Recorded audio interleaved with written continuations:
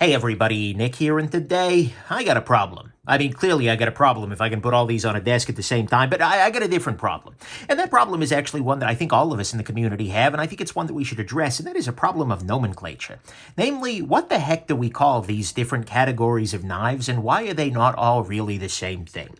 So, first off, very quick shout out to my Patreon patrons. You are absolutely wonderful beings. I appreciate it, and you make the channel possible. Thank you.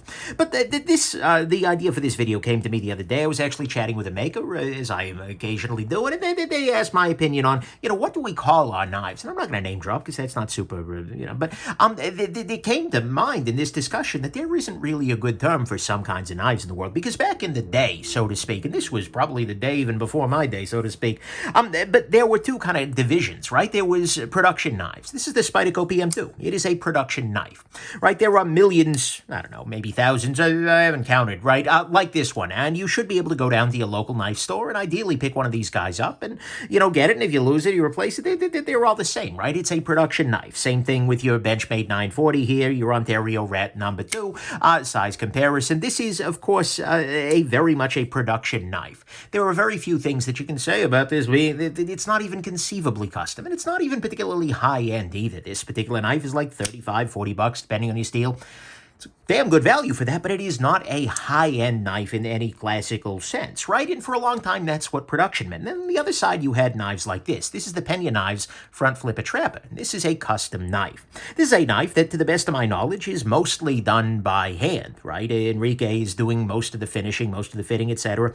And I say most of because I don't know exactly. I haven't been in his shop, but nonetheless, this is predominantly a handmade knife. And it can also be made to spec if you get onto his book. Here's another example of one of those knives. This is the Winter Blade Company Factor. And this is one that is actually custom in that I ordered it in this particular configuration. What that says about my taste, I'll leave up to you. But nonetheless, the guy was able to make me one of these guys, and it is unique. It is, although it is certainly in a pattern, he's made many like it. This one is unique because I ordered it in this very specific kind of configuration, etc. So these are what would classically be referred to as custom knives. A lot of the work is being done by hand machining, and a lot of the work and they are sort of customizable. None of them are exactly the same thing, even though you might see similar models out there in the world. So the world has always been production, which meant this kind of thing, and custom, which meant this kind of thing. Thing is, though, the world has changed a little bit, and the lines have always been a little bit blurry in places, but they've gotten blurrier and blurrier, I think, over time. One of the areas where and I'm not going to frame this historically, because I haven't been around for enough of the history, but one of the areas where it can blur very easily is when you start customizing production knives, and you can do that in a bunch of ways. I mean, this is an example here. This is a Benchmade Knives bug out, but it's been customized by Northern Knives according to a design by Colorful Filth, that's a person I don't like that. That's what he goes by. But anyways, this is a knife where they've added some titanium scales. They've customized it. They've Cerakoted it, and it has become something that is very, very different than a Benchmade bug out normally is. Is this still a production knife? Well, yeah, the core of it is, but it's been heavily customized. Where does that land? Probably still production. This is the Alamik Whippersnapper. This is an amazing pocket knife, just in and of itself. But Alamik's whole shtick is, never the same, right? So they constantly are customizing their pieces. Every one of their Whippersnapper models shares the same basic bones, right? But in their shop, they are, hand-fitting all of these, doing all of the various things. They're file working. There is an amazing amount of handwork that goes into customizing pretty much every knife that comes off their line. And pretty much every knife is a little bit different. They may do the same patterns a couple of, more than once, but if you look at their catalog, it's astounding how many variations you can get. And as a result, then you can often put in custom orders with them and say, hey, can I get an inlay, but I want it in brass? And then can I get a, zombie green ring around? They'll do all kinds of things. But so this is still a production knife, right? There are many of these that are made in exactly this pattern, but it's very customizable. Probably still production. And then here's an example of this guy right here. This is the Protect knives. This is the Sprint, but this is their term, the Ultimate Custom Edition. And what has happened here is it is a Protect Sprint, which is a production knife. You can get many Protect Sprints at your local Protect dealer, right? That's a thing. But then this has been hand engraved by a master engraver, in this case, Bruce Shaw. It has this beautiful inlay here. It's got some Damascus steel. And in fact, this one has been engraved custom with a gem because, well, yeah, that's mine, right? So as a result, this is a very customized knife, even though at its core, it's production. So this is a little bit awkward, right? These are production knives, and they're very high quality. I would argue that particularly these guys are really, really well done knives, generally speaking. They also just happen to be customized. And so this is a little weird relative to production, but I think most people would say, yeah, at its core, it's a production knife, right? Then we start getting into things that are different from a lot of production stuff over here, not in terms of customization necessarily, but in terms of quality, right? In terms of price is the other major factor here. This is the Demco Knives 8020. This is the full-size 8020 right here. This is a machine ground version, so the blade itself is being ground by a machine. It's not a custom knife in any meaningful sense. This is a production knife, but the quality is very, very high, and the price as well is reasonably high, right? But this is a high-end knife, unquestionably, but it is also a production knife, unquestionably. Here's another example of this. This right here is the Alliance Designs Slim Pickens, and this is the half-dress version. They've made many that look like this one, in fact, with similar materials, etc. This knife has many brothers out there in the world, but at the same time, the quality of it is easily rivaling some of the custom stuff that you see out in the world. But this was also made by a production knife factory, right? So that's a little bit tricky to unfold. Right here we have the Shot by Design Brian the Doe Void. This is the Knife Nuts Podcast Edition. Absolutely amazing knife, and in terms of quality, in terms of action, this can run with the very best of, well, damn near anything, right? But this was also made by Rayot, to Brian's standards, right? This is made by a production factory that makes a lot of knives on a regular basis. And so this is not custom in any meaningful sense. It's worth noting that Brian does make customs, which are a step further above, right? But at the same time, this is very much a production knife, even though it is very high-end and very well done. And Chris Reeve, in a lot of ways, Chris Reeve Knives has been sort of the pinnacle of, well, not the pinnacle, but at the very least a shining example of a production knife that is also high-end, right? This is the Chris Reeve Knives Night Sky Sebenza. And Sebenza 31, that is. This is a production knife full out. There are many that look almost exactly like this one, but it is also a very high-end knife. It's a very nice knife, etc. And so even still, this is production, and so are these, but it's different, right? Is this really the same thing? Are these knives doing the same thing as these knives here? I don't know. That's a little bit trickier. But where it gets really difficult is in this category over here. And we'll start up at the top here. This is the Oz Machine Company Roosevelt. Very nice knife. This is being made by one person, and by Oz Machine Company in some small shop or another, right? My understanding is that he is the person who is touching these knives, right? He's the person who's touching them.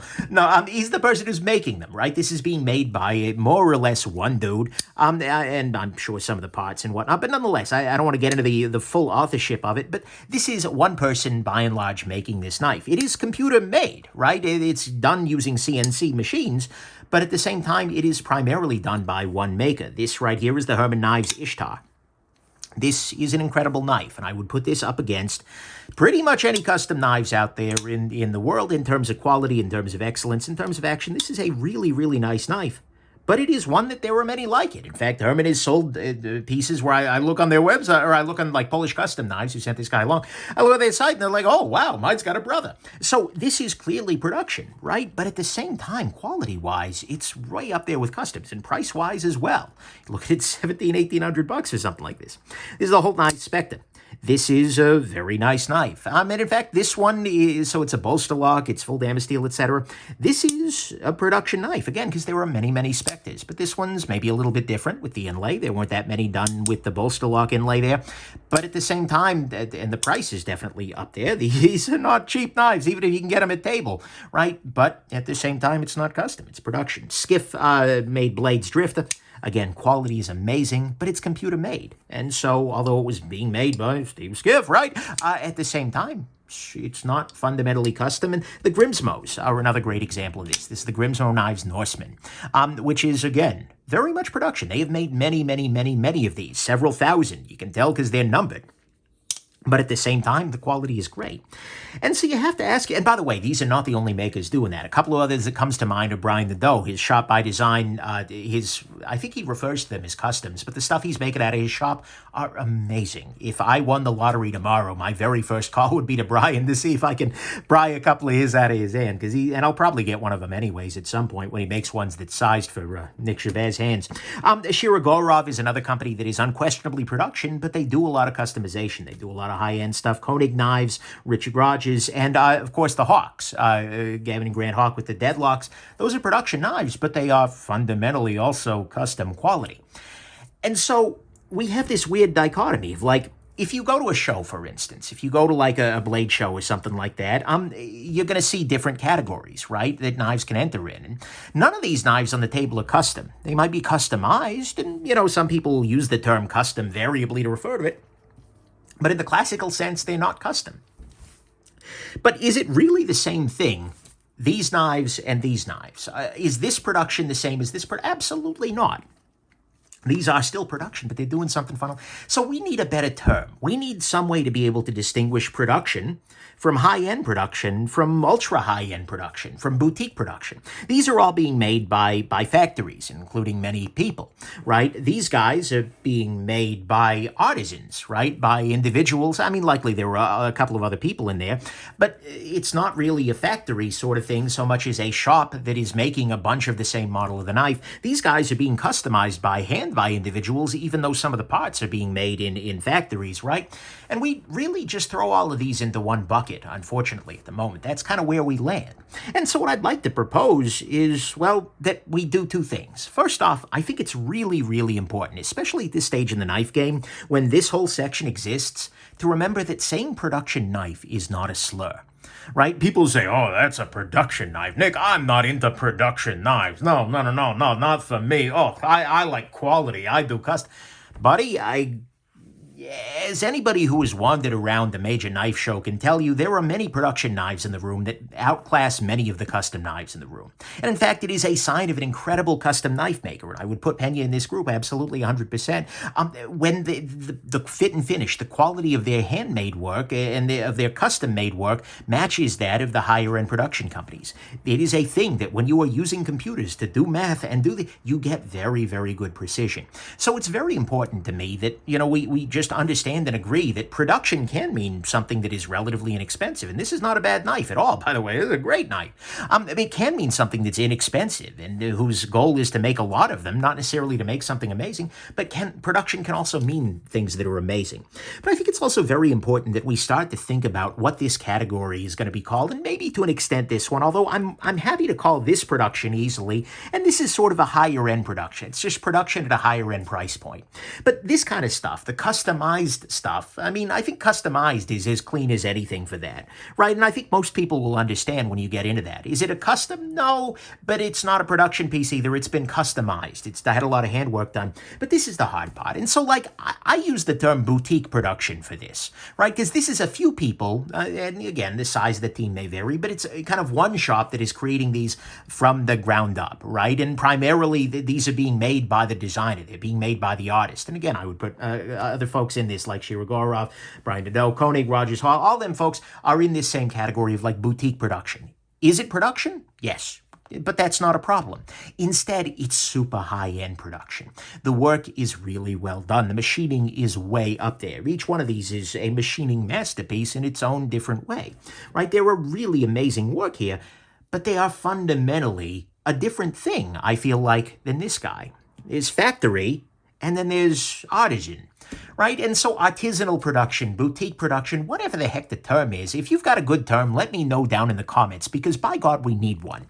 Because right now, if a maker wants to enter a knife like this in the show, they're either having to call it a custom, which it really isn't. There are many Spectres, there are many Ishtars, there are many Drifters, but at the same time, it's either that or it's up against, the Rat 2 or the Spyderco Delica or something like that in a contest. And that doesn't seem like it's fair either, because as a judge, if somebody sets these two knives down next to me, like, which do you think is better? It's like, dude, it's not even a question. They're just different.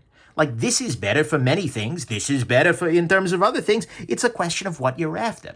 And so I think we do need to come up with some kind of a distinction. We need to come up with some way to talk about production, high-end production, customized, and maybe boutique production, so that people can be very clear that, yeah, this stuff's production, but that doesn't mean it's not amazing. That doesn't mean it's not topping the charts, and that doesn't mean that this can't be the showpiece, the centerpiece, and an amazing, show of artistry by the maker themselves. So I don't know. That's just my feelings here. I'm just really unhappy with the current set of terms that we have for these things. It's very difficult to come up with exactly way to go with this. And I think it winds up being unfair, both to folks who are making, a bunch of knives over and over again, and to people who are doing these kind of one-off pieces to put them all under the same umbrella. Production is not a slur, but at the same time, I don't know that these are all the same thing. So, anyways, let me know in the comments if you got a solution, because the best I got is like boutique production, something like that, and that ain't great, right? I don't think there are a lot of people who are buying tactical folders with boutique in the name, right? At the same time, yeah, let me know what your thoughts are, and I'd love to see this spur some discussion and maybe even come up with a better name, because by God, we need it. Hope this has been interesting to you, and have yourselves just an absolutely wonderful rest of your day. Bye now.